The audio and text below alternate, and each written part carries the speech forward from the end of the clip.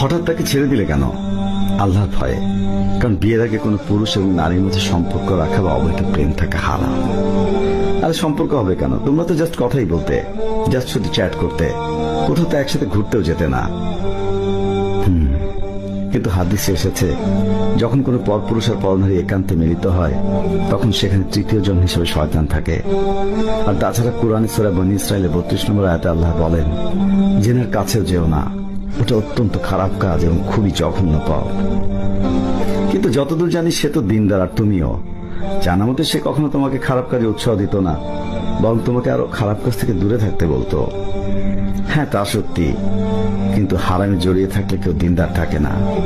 এটা ঠিক যে সে কখনোই আমাকে খারাপ পরামর্শ দেয়নি, সবসময় ভালো উপদেশ দিয়েছে। আচ্ছা, তোমার কষ্ট হয় না এইভাবে তাকে ছেড়ে দিলে? কিন্তু কষ্ট হয় এই জন্য যে কেন আমি এতদিন হারাম সম্পর্কে জড়িয়েছিলাম। আল্লাহর কাছে তওবা করেছি, এখনো করছি। কিন্তু কাউকে কাঁদিয়ে কেউ ভালো থাকে না। তার চোখের পানি যদি তোমার জন্য অভিশাপ হয়ে দাঁড়ায়, তখন তাকে এইভাবে কষ্ট দেওয়া কি ঠিক হলো? আল্লাহর অবাধ্য হয়ে মানুষকে খুশি রাখার মধ্যে কখনো কল্যাণ থাকতে পারে না। আর যতটুকু জানি সে কখনো এরকমটা করবে না, আমাকে ভুল বুঝবে না। কিন্তু মাঝে মাঝে তো একটু খোঁজ নিতে পারো, কেমন আছে, কি খবর। খোঁজ নেওয়াটা শয়তানের এক ধরনের ওয়াসওয়াসা। আর মাঝে মাঝে খোঁজ নেওয়া মানে নিজেকে দুর্বল করে ফেলা, হারামে আবার জড়িয়ে ফেলা। আচ্ছা, এইভাবে আর কতদিন চলবে? যতক্ষণ আল্লাহ কিছু ফয়সালা করেন।